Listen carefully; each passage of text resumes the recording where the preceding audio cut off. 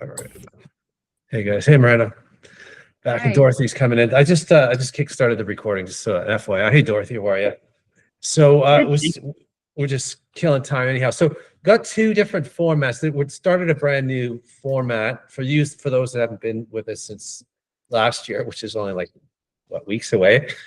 So we had I had a different format where we split everybody into revenue versus operating, and it just became heavy-sided on the revenue side. So I decided let's redo this again, and we have 2 calls a month now, not 3. And the first call a month's more outside, what's going on in the sector, just share, and that's like water cooler stuff, sharing what you've heard in the sector so that we can all benefit. From it was one of the things I remember. I had my own company a while back, and I took a job working for an agency. One of the things was like I was wondering what I was missing by not working with other people. So this is one of the things I want to kind of replicate with us is like, let's just share stuff that we hear within the industry that's impacting us. But this call is more about getting to know us better. And again, remember the mandate is we have a giver's mindset in that we hope, to collaborate with each other. Like for me, that was ever since the beginning, that's never changed. I was putting a community together of people that I could work with because I tend to do a lot more of the strategy and got away from the execution side of things. So I'm building, to make myself really sound old, a Rolodex or just a group of people that I can work with and I can confidently go into projects with and not worry about whether or not I can handle the scope. And then there's the other side of it from a referral standpoint. So, and the referral is like, we want to get to know each other better because I want to be the person the client comes to when they are looking for somebody, because that puts me kind of in the driver's seat a little bit, right? In terms of who they work with, who I will eventually be working with. So today is really about that second part of it where let's get to know you and what it's like to work with you better and the services that you offer. And those can be changing on a monthly basis as you pivot and try new things to kind of meet the market. So that's what today is about us. So I'll kind of kick it off. I was trying to think to narrow something down. At the beginning, you're trying to think of these things. You're like, do I even have anything to share? And there's like, oh wow, I've got too much to share. I need to narrow this down. So I'll do my best. A bit about me. So my name's Richard. I do digital transformation consultant. It's a big word. Simply means that I help people simplify their business when they're growing from 10 to 50 employees. Because we all know that communication gets more challenging, more people in the room. So I help people find the right software to take them from the first time a client finds them to the last invoice that client receives and try to make all that work together. What's been kind of on my mind over the last month or so, you guys have heard me talk about when going through my website, updating to match the like just fine tune the positioning and whatnot. As Mike Calabar used to bug me all the time, and Catherine, you can get behind this, is I actually added a FAQ to my site, which I was like, oh, that's so stupid. Why do I need one? But it turns out like after I wrote it or had, Gemini help me write it a little bit, it was like, that makes sense now, like having it, because it kind of summarizes what I do and why I do it and all the kind of depths of what I do. And then I went through and I rewrote all the content, and I noticed an uptake in traffic. I was like, really? All that, like just doing that helped me out a little bit. I was surprised, but like really, I shouldn't be surprised being in this business for so long. So there is that, and just another thing I wanted to share off a different topic is I'm a slow reader. I just finished reading a book, so when I finish reading a book, kind of lingers with me because it's just really slow. Believe it or not, I just finally got to Shoe Dog, which is the memoir about Phil Knight and Nike. It's been on I put it on my Google Goodreads probably about 5 to 10 years ago. I just finally got it. I got too picky and choosy which book I was doing next. Now I'm just going from oldest, whatever's been on my list, the oldest, that's what I'm reading, so I don't have to think about it too much.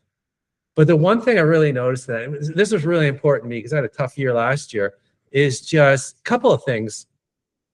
All the struggles they went through. I think it was like not till I got to 90% of the book, and I read it through Kindle. So Kindles give me an idea where I'm at through the book.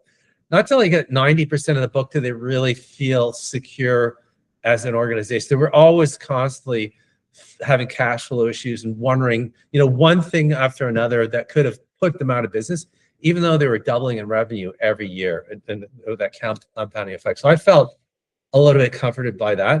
The other thing I was thinking about within there is the odd collection of people that he gathered together before he went public, all talented, but just unique individuals. And I used to think, like entrepreneurs, they would say, have a tough time fitting into an organization for various reasons, right? You guys could think of them. I'm sure you've read lots of books and articles on it.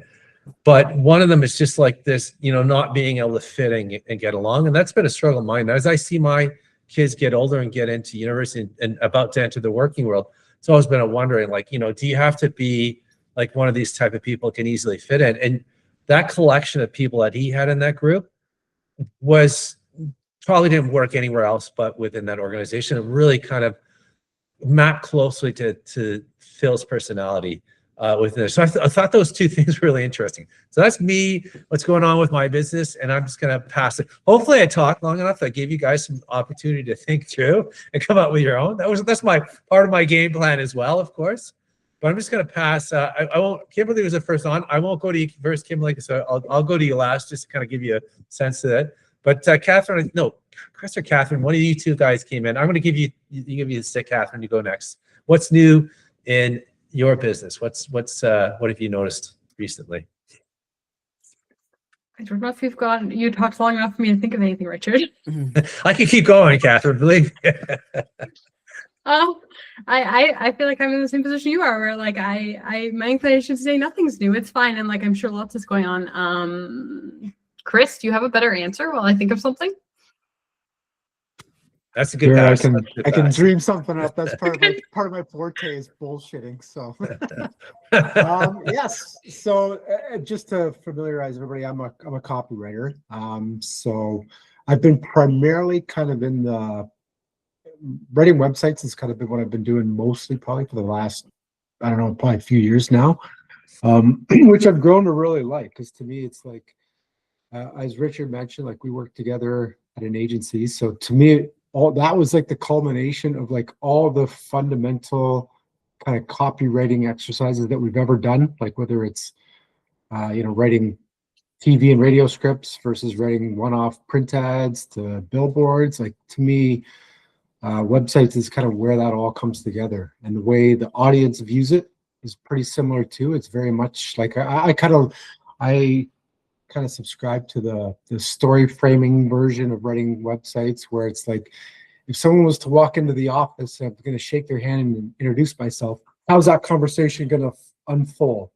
So that's kind of like, and I think from a copywriting standpoint, the act of treating any communication as if I'm sitting almost like we are here and kind of having a personal conversation about why what I'm offering is going to make your life better. That's really the foundation, I think, of how I write. So from a business standpoint, up and down, and I'm in the crash mode at the moment because it's hilarious. Well, not hilarious, but I'm coming off what was basically the best possible scenario for a freelancer. Richard, I was working with Devin, who he's a mutual kind of acquaintance of ours. So I'm building this huge website that we kind of been working on for a good chunk of last year. It was good because they're on the West Coast. We're getting paid American money too. And it's like a few hours a day kind of thing. So you can kind of manage your clients in that. And then the CEO kind of went crazy a couple weeks ago, and that's that. So we're all kind of picking up the pieces. And then aside from that, it's been, I've been working on a financial company. So the one other cool thing that I like about what I'm doing is just the diversity of it. So it's the ability to kind of like have a cursory level of understanding and being that bridge between who the audience is and the people who are super immersed in it, who can't really speak to normal people.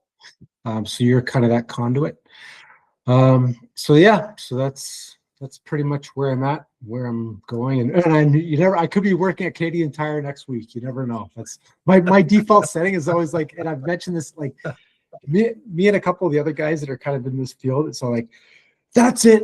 Next time I'm getting a job at Canadian Tire or Home Depot or wherever. So You could find me there next week. You never know. But you know what? That would be a place I wouldn't mind working. I like Canadian Tire. I always I liked going. think It's like, I just why want to not? stock shelves. Just give me a shelf stocking job. I'll do that. I'll go home. It'll be good. So we'll see. I keep saying that, and then I keep getting pulled back. So No, that's good. So the CEO going, that's just a restructure of the work you're doing, or did he pull a plug on the well, project? Or it's funny because what this was like. So this is a pretty broad network of people that work on it. So like the art director that I was kind of partnering with was just outside Chicago. CEO was in Los Angeles. Devin was north of Los Angeles. So there was a lot of kind of collaboration from afar. So we're kind of going along well, doing our regular check-ins. But when we kind of got to the stage of like presenting closer to final pieces, the art direction, which I liked, and I honestly, I was kind of seeing this unfold, like, oh, this is going to be a portfolio piece because it's so a bit of background. It was a fulfillment company, super boring, but I mean, but to me, I like the boring projects because that gives you the opportunity to do something different and cool because no one else in the category does it. So we were kind of on that path. And so as we got kind of closer to like the finish line, the art direction was not hitting. He hated the art direction. We're kind of pulling him back into the framework of like, here's why we're doing it. Had some issues with the copy, thought the copy was too long. We're kind of being like, well, there's SEO and AI reasons why we want to like provide actual like content to those who are uninformed or for crawlers that are going to pick stuff up and provide them. So eventually that just didn't land. It's like, that's it. We're going a different direction. So a few people are looking for new jobs, and yeah, it was a bit of a shit show. But it's nature of the business, I guess. But that's the power of the CEO not being involved at all in the project, saying, you guys, you go ahead, you make all the decisions, I'm going to follow whatever you do. And then they see it like, whoa. Yeah, this was almost horrible. But we kind of brought him along, and it was good because he's one of those guys who was a very much of he'll tell it as it is. So like I like that. Like he was a very like that. So like perfect. Let me know and I'll change it. And he was a very kind of off the cuff kind of guy, which is we got kind of both sides of the sword there because it was great during the process because you're always getting that raw honesty that works. It's better than like going 2 or 3 weeks down a path and having to readjust. So this was better. But then it's just like you get kind of one of those volatile personalities and it's like, nope. And it's the type of person too where it's like, often in our business, we're always talking to the experts, and I put experts in quotes because they don't know what they're talking about, but they're in a very high position of authority. So if something doesn't mesh with what they think it should be, that's an issue, even though you could be, you know what I mean? You could be kind of following the best practices, continental wide, but if that doesn't mesh with who you're writing this, who's cutting the checks, it doesn't matter. You know what I mean? So, and this is a lesson that I think we've all probably learned a few times where it's like, you know what I mean? Especially from a writer, I'm always writing to the mindset of the audience. But really what I should be doing is writing to the person who's cutting the checks. Because at the end of the day, it's like, yeah, this is going to resonate with your audience. But at the same time, if you don't like it, we're not moving forward. So it's a bit of a balance, I guess. So wow, there's the whole whack of lessons in there and learn and like stuff we would have heard of all of our lives. But that's well done. Thanks for sharing, Chris. I appreciate it. Now I'm going to go back to Catherine, who's got an idea now. Yeah, that was lots, Chris. Thanks. Open hell, I was all for Catherine, by the way. I guess for those that don't know, I own a small agency. Everyone owns small. We do AI search, regular search, and websites. It's kind of like our lane of things. We've been trying to figure out like AI search as a standalone offering has been like a challenge in our world, and like how to do that. How do you adjust to existing retainer clients who are here for SEO about do their services include AI search? like how are we shifting those boundaries as we of course have to, like, the point is that their search results are better, and AI is obviously part of that now. So like, how do you balance this whole thing is a whole thing in our world. And then again, like from a retainer model, if you have a retainer, is this an upsell? Is this a standalone product? Is this part of the original product? Are we splitting up traditional AI search?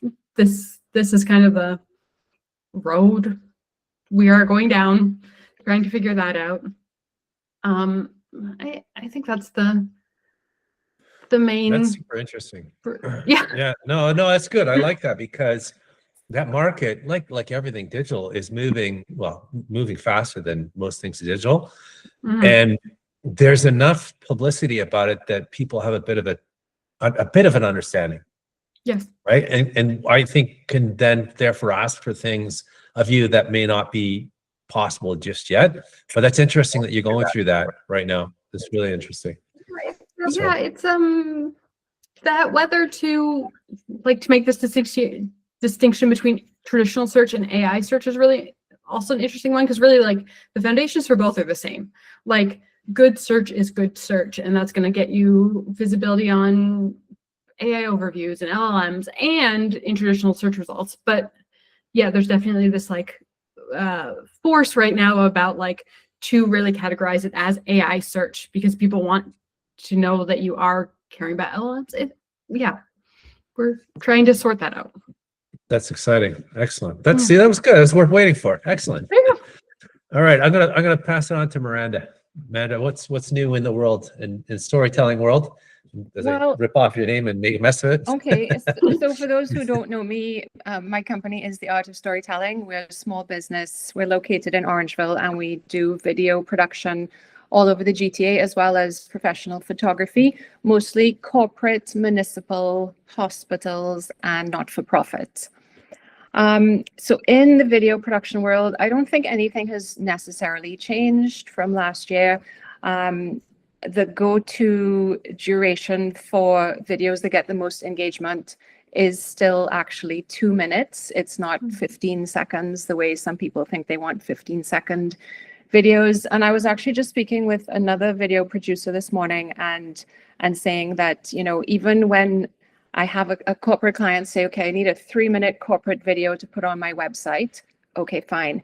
And then they say, well, we want to have some 15-second short cut downs to put on our social media. Now, 15 seconds is really useless to have any kind of content depth, right? You can choose 15 seconds. It's not going to really mean anything to anybody. And usually when they say that, they actually end up with something more like 45 seconds as their short version. So, you know, the 1 to 2 minutes is still the right duration for corporate clients, the kind of clients that all of us on this call would be working with. And I think those 15 seconds are really for those like Instagram, TikTokers, influencers. But there's no content depth to any of that, right? But I mean, other than that, you know, it's the same kind of normal work. We have some big corporate clients. I'm doing a big shoot for the Bear Store on Thursday, the Bear Store headquarters. And we're also doing some not-for-profit work for our local food bank. So it's just, you know, it's a good mix of different things. One interesting thing that I'm taking on again this year that I did last year was I work with this Italian marketing agency that does food promotion for the EU. I might have mentioned this, some of you might know this already, but we are starting back that project. And last year we did it in Toronto. This year we're doing it in New York. So I need to figure out how to manage the American situation in terms of like so many things. Like it just adds such a level of difficulty to this project now, because we have to ship, you know, many different samples and prizes of food to people in the US. And I don't want them receiving their package and having a tariff to pay. So I need to figure that out. And then the other thing that's a little bit, you know, a concern is to take a bunch of like 10 or 15 Americans to Italy when Americans are not really welcome in a lot of the world, right? So that's the other thing that I'm just thinking about. I'm thinking I'm going to buy those little Canada pins, and we're going to pin one onto each person's jacket, and we're all going to pretend to be Canadians. But it's a tricky situation. And I did want to mention AI. I know we always end up talking about AI, but if we could not talk about it too much today. But one thing I wanted to mention is I've just had a client from a very respectable manufacturing company. Their task was to take this 3-minute script and let me know which little bits you want to make a 1 minute. And they pretty much stuck it in ChatGPT and sent garbage back to me, like complete garbage. Words that did not exist in the original script. Like, I don't know how people are getting away with such sloppy work, working for big organizations. And it was so bad that I called him on the phone and I said, look, sorry, I think my computer glitched there. I called him on the phone and I said, look, I don't know what's going on with this, because what you sent me does not make any sense. And I really kind of just wanted to embarrass him and just call him out on it, because people who have good jobs in big organizations have no right to sending garbage to anybody. And I don't know when this is going to end. I feel like it's only now starting and it's going to get worse, and there's going to be more garbage flying around that's wasting people's time, really. So that's all I have to say.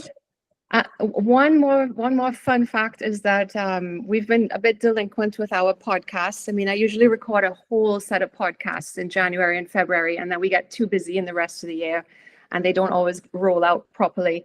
One has just rolled out yesterday, and it is Mr. Trevor Stoke is our next podcast person.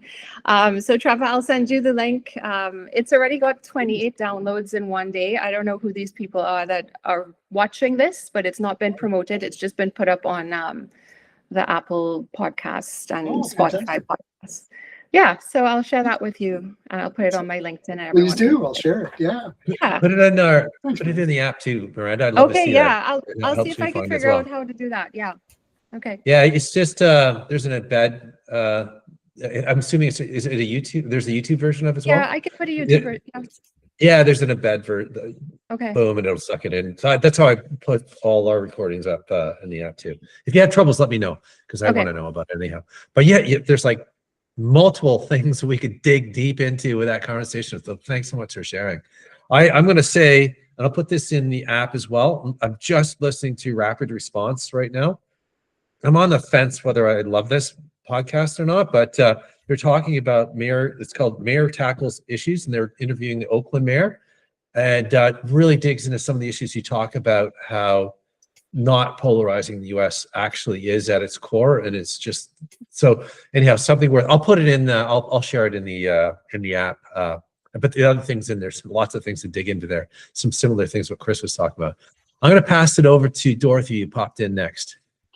Hey, thank you. I hear your pain, Miranda. The AI slop is real. The garbage. Of course, I wrote about this last week on my LinkedIn. And I see a colleague of mine, Yvette, wrote about it today or spoke about it. Yeah, we can't escape the AI because it's permeating every aspect of our lives. This is where expertise really matters. And I'm going to circle right back. This is where expertise and us as seasoned business owners that have judgment, we have lived experiences, we work with clients. This is where it actually matters. And I just like to say that those of us who are concerned, we need our voices out there, because we can counter that with the experience that we have and the work that we do. So with that said, in terms of my own business and what I do, for those of you who don't know, my company is AKB AI Marketing and Consulting. So the name has been changed actually, and I am leaning into AI because I know it has actually and out of my automation background, because it's just it's an expansion of the work that I've been doing. But one of the things that I do know is that when I started to look at how I got found and how I'm getting opportunities to speak, it was because of my visibility through content.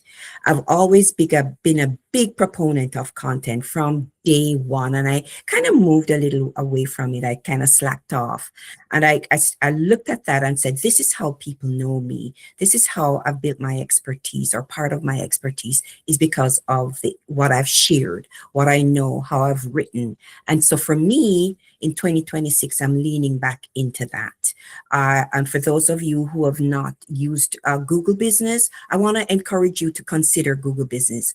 Google is still your biggest search engine, and Google Business is free. We can use it, and we can use it to establish our expertise and counter that AI slop. And so that's what I'm leaning into. And Miranda, I've said it, my kryptonite is, believe it or not, is video. I still have to figure out how do I do this consistently and sharing my expertise. So that's certainly what I would love to say, that your expertise still matter. And if we can turn that into content that we can share, this is one of the ways that we can counter the AI slop that's out there, and share with the world, because people are waiting to hear what we have to say, because we know we have the experience, we have the expertise, and that's how we counter what gets away out there on the internet. Certainly, that's what I would love to say, and I'm looking forward to. I have a couple upcoming opportunities to speak for Black History Month and in March, and I'm always looking for opportunities to speak because I really love to share my expertise. That was perfect. Excellent. I remember back in the day when SEO was just making its mark, which takes me way back, and fighting with who we had in SEO. Chris probably remember some of this. We had our writers, like Chris, like traditional art, like advertising agency writers. They would sit in a huddle with the art director and like do long periods of thinking. I was so jealous of them, as I was busting my tail. what looked like so much damn fun for them, right? But we were all constantly wrestling what they need to write for the human versus what the SEO content contributors needed to write for the machine, right? So there's some similarities in there, and I'll just leave it at that. We can dig in a little later. Kimberly, I'm gonna repeat what we're doing, because I know Trevor came in late, and he's gonna be, if I get him to go next, he'd be like, I don't know what we're talking about. And Christina just walked in, so no, I won't do that to you, Christina. Don't worry. So Kimberly, so this is so we got two sections. First Tuesday of the month, we talk about what's going on in the industry. Third Tuesday of the month, this Tuesday, we talk about ourselves, right? So we share what's new with ourselves. Hopefully, give everybody else on the call a reminder of what you do. And, maybe you're moving in a different direction. You're having a different challenge that we could share and we can relate with, or you're having something new that's successful that we can benefit from too. But it's really about getting to know you guys better, because it makes my connections better, because I get to know you and know how to pull you into work, and you guys, I'm sure, feel the same way. Does that help, Kimberly? Is that a good enough start? Yeah, absolutely. And just introduce yourself too, and because you're new to the call as well, so. Yeah, absolutely. So I just wanted to say thank you, Richard, for inviting me to this meeting. And so my name's Kimberly Coyle, and I got connected to Richard through a client of mine, as I'm a copywriter as well. So a lot of what you've all been sharing, I can completely relate to. So I've had my writing business for just over 5 years. And the last year, though, I was in a retail store as my business was really struggling when AI first came into play, and I had a full roster of clients, but people were all of a sudden like, oh, I can use ChatGPT. I don't need you anymore. So I had to pivot and find work. But now I actually had people come back to me and say, you want to know what? AI is not as good as what I thought. And they wanted me to actually come back, and instead of doing like full writing of stories and websites, they've said, can you review this? Can you fact check? Can you add the personal touch to my pieces? So it's been just a big pivot for me, but I love just being back in that writing space again. Yeah, I love it. That's great. And that adding that, Kirsty, you're all over that human aspect of it as well. I have to Yeah. admit, I do a lot of my own writing, but I am not good at that part at all. So you guys, kudos to you guys for figuring that out. It's tricky. So Trevor, did you get that from did you get a chance to, like, it's not a brief moment of time. What's new with Trevor and in your world, other than having a fantastic podcast I can't wait to see? Yeah, I can't wait to hear it too. It was a while ago, Miranda, that we did that, so I'm happy to hear it. It's there, but I know you like to bundle the recording, so but really happy, yeah, to hear that it's being released, which means it wasn't too bad, I guess is the way I should say it. So that's good. Anyway, looking forward to that. Great to see everybody. Happy New Year. It's been it was a crazy end of the year last year for us, and a crazy start to the year, both good and bad. A lot of new clients, a lot of challenging clients, and a lot of sort of trying to manage clients, which is always a challenge, especially around holiday time. And this year, the startup has been scattered at best. People are coming back in many different ways, and everyone seems to be quite busy. I run a marketing and design shop in Hamilton. So for those I haven't met, and I've been doing it for 20 years now. So it's been a while. Helping all sorts of different clients. So we work with electronic firms, we work with capital and financial companies, professional services, medical, all over the thing. And we do a lot of design for other marketing agencies as well, when we can squeeze that in, as well as some consulting with writing and strategy. So yeah, the trend seems to be helping clients understand, I think, what to do. There's too many options. I think AI has only muddied the water. And I think a good part of our job now is to be the consultant, the expert of how to harness all of these solutions and point them into a direction that works for them, for whatever their target market might be, and for their workflow and their processes. And then how do we complement that? Or at least that's what I'm seeing in my agency, because every firm is operating with different staffing capacities or different needs. And it seems to be listen first to harness, the ideas of what's working for them and what isn't working for them, and then try and be the hole filler to whatever the gaps are for them. So I think that's been a big one lately. More companies are coming with capabilities that they used to just abdicate. Now they're pulling them in-house, or they're resourcing their own staff to take on some of these things. So how do we become a complement to them and add value on top of that? So I guess that's what I'm seeing right now in our business. That's good. That's like history repeating itself. I Yeah. can't remember if that happens more in hard economic times or good times, where the clients start pulling and creating their own agencies and then do a reversal of that. But it seems to move around the economic cycles. So, but I can't remember which one it is, but it's interesting that you're saying that now. And you gotta, like Bruce Lee says, you gotta be like the water in the cup, right? You gotta kind of fill whatever you can support. And then I think it's in bad times, Richard. I think it's, when they try and tighten their belts and they try and do more internal spending rather than external spending. So they're trying to, figure out how to keep their own teams busy and keep that money in-house rather than out-of-house. But again, it's an opportunity sometimes to come in and find out where the gaps are and upsell your services or your capabilities to, bridge gaps that they didn't even know existed in some cases. Yeah. And it's like the Raptors do sometimes near the end of the game. They just keep hanging around, keeping it close, right? So hanging around, like being useful and keeping that relationship alive and not having to resurface it later on, years later, is much better for a business cycle. So good. Yeah. So Christina, do you like the Raptors? I know Christina's in the sports, so she can follow my woes right now. I do like your Raptors reference there. Yeah, no, sorry everyone that I was late. I was double booked, so just jumped in. So if I'm understanding correctly, we're just giving a quick update as to what's new with us and where we're at. So yeah, no, things are good. They're quite busy. In addition to, sorry, for those that I haven't met, I think I've met most of you, but my business is primarily Google Ads performance marketing. So I'd say 80% Google Ads, some AI search consulting and kind of mini SEO these days. I work cross industry, sort of US and Canada, have about 15, 20 clients.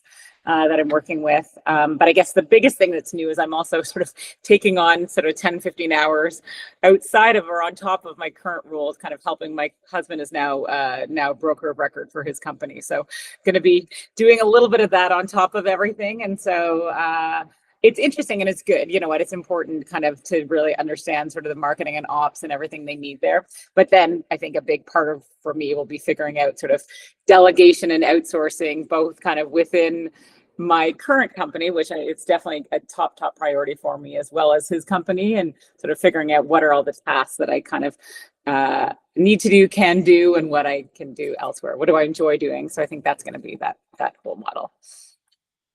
That's good. That's exciting start as well. I mean, digging deep into a company that you can really dig deep into, that can have a lot of good benefits in the end, but it can really screw things as you're getting busy and not being able to kind of do your regular thing, right? Just throwing something big on top of something that's already pretty big for this.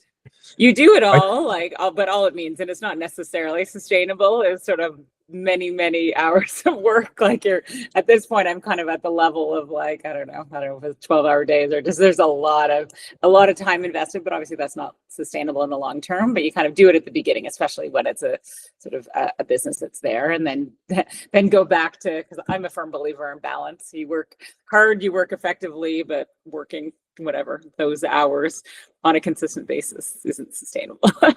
Yeah, it's the stamina. You can do it, for shorter, longer bursts. Like you got a good stamina.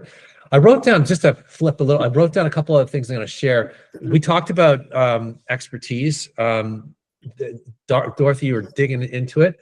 There is a book, and I haven't read it, but I heard about it in a podcast called The Death of Expertise by Tom Nichols. So I'll put that in the share as well. It's really from the short bit that I got from the podcast, really talking about people questioning expertise, and science, and where they're getting their information from is differing, and there's this distrust. I think it's more about that, and then where does the society go from that? Again, I got that from a really short bit in the podcast, but I'll put up there for you guys to take a look at. I will put up the podcast that it was called Anti-Polarizing Strategies from a Purple City. And that's the mayor of and Christina will get this, OKC, Oklahoma City. OKC Thunder is just, they won the NBA championship last year. They're leading the series this year, although a few are giving them some more trouble than they had last year. Anyhow, so that was another interesting one. So there's a few threads to kind of pull on there that I want to try to take advantage of. And I'm going to kind of throw these into this concept of expertise, where we're being hired, at least we feel like we're selling our expertise, but it may not be being accepted. Like I'm going to go to Chris, your example there, where there's trusted expertise to do what you need to do, write the copy the way there's obviously a rationale to why you wrote the copy longer on there. And, there's the SEO aspect of it. There's not, some people like short, some people are visual, some people are audio, some people and I've definitely worked with a lot of people at short. So there's also, Miranda, you talked about expertise in terms of the length of a video, and really you had a qualifying statement in terms of why you felt like, so it's almost like you're justifying your own expertise being in that field. There should be an assumption that, well, what Miranda says is right, but there's so much information right now. There's just like questioning aspect of it. And then I'm going to tell you a quick little story about AI. So my youngest son is not as academic as, my oldest son studies all the time. So in fact, I've had this brilliant idea. Let's go with him to the library, because my oldest son will do 4-hour stints in the library. My youngest son will not do more than a half an hour. So I thought, let's put them together and see what happens. Well, that wasn't good parenting, obviously, the way that turned out. So I don't advise that. But I had to help him get ready for studying. He's doing a business course, which he thinks, why would anybody need to study business? And I'm trying to reason with him on that one. But good luck if they don't know what a business is and all that. So I had ChatGPT run through, he had 16 long slide decks the teacher provided, and an exam review, which they do give the kids a lot of information to do well. And I said, okay, I get you're not going to put the work in here. Let's get it organized for you. It was Gemini that I used, Gemini Notebook. Have it answer all the questions. And it turned out later that the teacher advised that he handwrite all the answers, right? And he had to hand that in. And he's at a point where he needs the marks to do that. So we're doing it. And as we're going through and he's handwriting, and you're realizing all the gaps that the AI has missed, answers that weren't even in the slide deck. So it was doing a good job of finding the answers, but it wasn't in the slide deck. You had to go beyond that. So there is this need for expertise, but it's in question right now. Like, where does that leave? What has our own experiences been with that? Like, I mean, you could say, even argue in there, the self-doubt in terms of the imposter syndrome would throw all those things kind of swash around to the same thing. But those are kind of some of the themes I thought. What did you guys think in terms of what you heard from everybody else in terms of some themes? It's easier to hear them in other people than it is to hear it in your own. Any thoughts on that? And I'll do an awkward pause until somebody talks. Here we go here. I'll jump in as far as when it comes to any of the it's like in your scenario, kind of, Richard, like just, and I'm always kind of looking at bringing the human element up, within the communications. So that's where it can be a bit of a clash. You got to kind of balance that correctly. That's where I love having some guidance, because like SEO and any of that is generally, it's just naturally not my forte, because I'm more on the human side, I guess, if you will, if you're kind of putting those two on the ends of the spectrum. So having somebody that can kind of recognize the balance between both is huge. And then you can leverage the technology. You know what I mean? Like it's obviously effective, and there's ways you can actually harness that. But I find it can be polarizing, where people who think they're experts, like there's a bit of the Dunning-Kruger effect, where it's like, the loudest are often the least informed, and that can be a factor. Because then all of a sudden you're either working for or writing to someone who's less informed. So that influences your own output, whether you like it or not. Yeah, and then how do you build it in that information to somebody that knows it, right? Yeah, that's interesting. That's a good point. Or thinks that they know it when they may not. You know what I mean? Yeah, you kind of got it. My dad's always been famous as saying you got to be able to argue both sides of the argument, and in that case, know both sides of what they might know and what the assumptions they might have, cater those assumptions to not lose them, and then try to bring them back into the conversation. I remember taking, when I did my MBA, there's a communication course, and they talked about the easiest people to influence are those on both sides of the issue. So those that are heavily in favor of the issue, and those are heavily against. The mushy middle, you can't really change, but those on either side, you can. So it's an interesting thought just on that. Anything to add there? Miranda, you're nodding away. So maybe don't do any kind of facial expression because you get picked on. That's what happens. Any thoughts? So we had a lively, I'll bring it up. We have a little bit more time. We had a lively conversation last time about women and how they're treated in the environment. And, there's an expertise element in that as well. I'm nervously bringing that up, not being a woman and not having a really deep perspective on that. But is there anything in that where you're presenting information, you're right, you're not getting anywhere? Is there anybody has any ways of getting around that? Some good techniques in terms of, or just do you not fight it and just give the client what they want?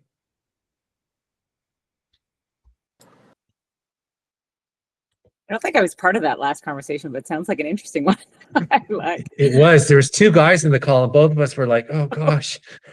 I thought I was part of most calls. Yeah. I don't know. For me, I always, I kind of put myself into the mind of whoever I'm presenting to. And usually, I guess I'm fortunate in the sense that in my world, it's a lot of data. And so it's usually data can influence. And if you frame it appropriately and kind of understand their goals and objectives, and if you're helping them achieve their goals and objectives and frame it, kind of just bring it back kind of to that, it usually helps. But yeah, I guess without being part of it and understanding what everyone said in that meeting, it's hard to really comment. Well, Christina, I could give you a little recap. And I think maybe it was Jody or somebody started it. I don't remember how it started, but I know Catherine and I were saying that, being women business owners, maybe in a male field. I would say, you know, video production is somewhat of a male field, even though marketing, I think, is very much a female field. I think when it comes down, well, I was saying from my experience that usually most of my clients would be women, but on the occasion where I am dealing with a male, sometimes I get the impression that they, you know, question your competency or want to hear from your male partner, which is, you know, the same situation Catherine's in. We have male partners who work with us. But there is a little bit of that bias, and what I've noticed it quite a lot. So I've kind of changed even how I present my company in my slide deck. I used to present it, and I was like, one of the slides about who are the people in your team, the first one would be me, because I'm the person that everyone meets first. I've now switched it, right? I've now switched it purposely so that people can see that there is a male partner. He is the one doing all the camera work, the heavy lifting work. And I think it's just because people assume that women can't do it, even though there's lots of women who do it. And Catherine, I don't know if you want to add what your experience was.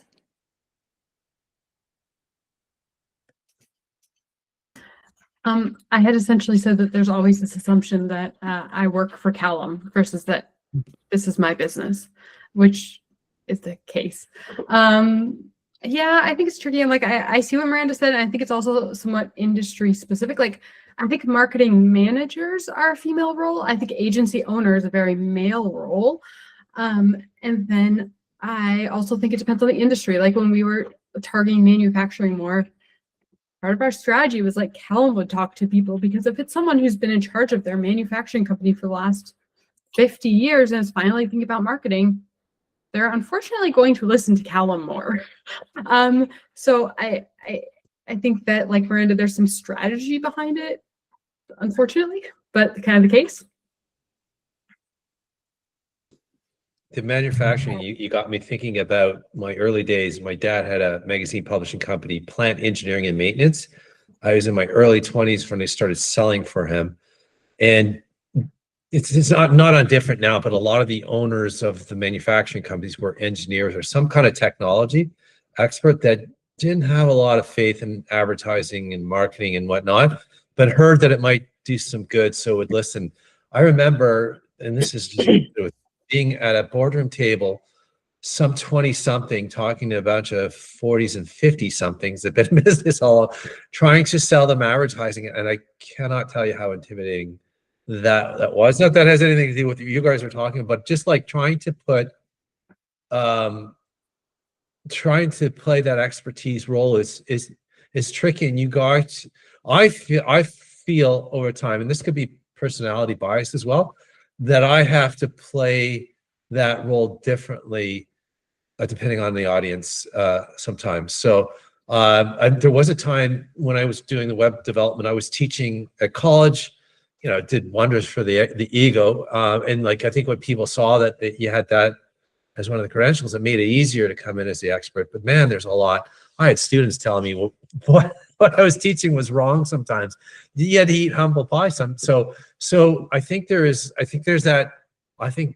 a gift to how that goes back and forth, right? I don't know if you guys agree. I think even going back to Phil Knight, he was an introvert. Whenever he had to sell, there was like this tremendous awkwardness to it, but his way around it was digging deep into the expertise. Like he talks about when he did his first bought shoes, he resold shoes, Japanese shoes. So his first meeting in a Japanese market to solicit so they could resell his shoes in America, read all about doing business in Japan and like the culture of that, like kind of tackle of that. So there's different ways people kind of go. I think David Ogilvy talks about that in his book quite a bit. The real edge that a writer will have is research, right? So and again, talking about expertise, right? So is that something you can leverage? Christina, you talked about it with data, like the informations of the data. I could tell you that people read data differently, will draw different information according to what their bias is out of that data. Sometimes that can be challenging too. So some thoughts. And I would say, Trevor, I mean, when I switched, I started business doing, I started in art. I think that was my big thing. I did art college first of all and started doing design. I started web design before I did web development. And I remember switching to web development, thinking how much more freedom I had from the opinion of others, because I couldn't see what code I was writing. Yet, you know, every time you presented artwork, there was all kinds of opinions on it. That was always challenging. Yeah, yeah, I did writing the same sort of thing, you know, cut open your vein and let the words bleed out, I think is the saying, but it is, you know, it comes from you. There's something, you know, that pleases you, and the client looks at it and says, I hate it. And then now you know, you have to spend the you know, the rest of the time trying to dissect what really do they not like about it. Is it the shade of blue? Is it the you know, is it the thickness of a stroke? Is it something, but they don't know how to express that, or they get lost in the noise of it. So yeah, the nuance of the dance of trying to understand who you're talking to, how they express themselves, asking good questions, trying to pull them out, pull those opinions out of them, and to arrive at you know, an answer that then works for you and works for the client as well, so you can move the project forward. You know, and I think, you know, it sort of relates back to how people interact with each other. You really have to pay attention to who you're interacting with and how to dance together. And that sometimes takes you out of your best zone to get into the feet or the shoes of the person you're dealing with. So I always look at it as a dance, you know, that you come in and you work to get the steps right, or you get the relationship sort of in flow. So there's no easy answers to it, and every client is different. If you're, you know, successful, you get to pick and choose your clients based on those first interactions as to whether or not you know, don't need the money and you don't need them. But often you get stuck with people you don't want to work with, and you have to figure out a way to make it work, I guess, to make it get built and paid at the end of the day. So yeah. I love it, the dance. I think that's a great analogy. Thanks, man. Dorothy, go ahead. Yeah, just to expand on what Trevor and Christina said, I think a lot of times when it comes to expertise, certainly one is who's our client and who their personality. I think it's very important that we understand their personality and what drives them to make decision.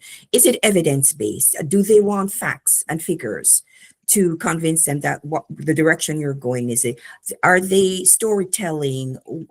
So I think, or the personality. And so going into, typically when I'm meeting with a prospect, so I try to research them on LinkedIn, research and see what kind of person they are. So when I go to that meeting, I'm somewhat prepared, knowing who they are and what drives them to make decisions one way or another. So I think that's the hybrid approach I try and take. And to really, because you know what, people say, oh, we make decisions logically. We don't. We make decisions emotionally. We like to tell ourselves that we do that. So what it is, what drives that person, what moves that person, how can I connect with them going into that meeting? And you know, at the end of the day, what's that outcome I'm looking for, and what will help them to say yes or get them to come over and understand that what I'm selling to them or how I'm positioned is in the best interest of the company or their business. So I like to take that approach. Oh, I love that. I love that. I think that sums it up well. Getting to know I was going to talk about, Sandler had this expression, they say, don't paint seagulls on people's artwork. And it relates to this story of an art teacher. This child had a painting of a beach scene, and he said, oh, just what you need to make it better. Painted some seagulls on it, and the child got all upset. And the idea is like, you know, you may know what's best for the client, but you need to walk with that client to gain, if there's a trust, or to really truly understand what they really need. You need to walk with them a little bit and give them what they need to the best of their ability. And that's one of the hardest things I've struggled with throughout the years. So I don't know how you guys feel about that. Does anybody feel differently about that? But there's a bit of that dance in there. Trevor, you're talking about, and Dorothy, definitely you taking the time to understand the people. I've heard people use something called DISC analysis, which is a personality test. So there's lots of things there. 1 minute left. Anybody wants to vehemently, a word I cannot say. I don't know why I try to use that. Does anybody want to disagree with what I'm saying? Good luck. I'm going to end it right now. Total control, baby. There is a little bit too, not like this, but like of mirroring, for example. It's like if you're dealing with a client that is like, okay, they respond within like an hour of that. It doesn't mean you have to respond within an hour, but you're not going to take 72 hours. Not that you knew that anyhow, but in terms of response, if they're more casual in their communication, if they're more there, I think, and then even to Dorothy's points, like all those points, but one of them of connection points, when you're doing your LinkedIn research or other, potentially you went to a similar school, or you both like sports, or you both like theater, or whatever it is, there's building that connection. Although, but that doesn't diminish at all what Catherine and Miranda are saying, because I think all those strategies are absolutely true, whether it's putting in like how you frame the presentation or who speaks with what. I think in the end of the day, we all, you want to get the sale and you want to build that relationship. And so whatever you need to do to make that happen, even in a male partnership, I imagine you put one person forward versus the other if you think that person would have a better like chance of success with that client. Yeah. Whatever works. Yeah, 100%. 100%. Well, this is great, guys. It was a good session, and hopefully you guys like that format. And we'll try it again so the next time we're going to meet is going to be the first Tuesday of the month, and that'll be more of the macro. It should just to get a feel, be outside, inside, kind of flipping back and forth. We're going to have a first in-person meetup. I'm doing it at the end of the quarter all the time, so it's lots of time to get this weather out of the way because the winter is having a normal winter this year. So we'll wait till hopefully we get a little bit of out of this stuff, and we'll do some in-person stuff in Toronto, Hamilton, and Mississauga. So good seeing you guys. Have a great rest of the month. We'll see you in probably like 2 weeks, I think it is. Yeah, so thanks for joining. Great to see everyone. Here's everyone. I know. Thank you. Yeah, thanks, Richard. You're welcome. Nice to see you again. Cheers. You Bye. too. Richard. Bye. Bye-bye.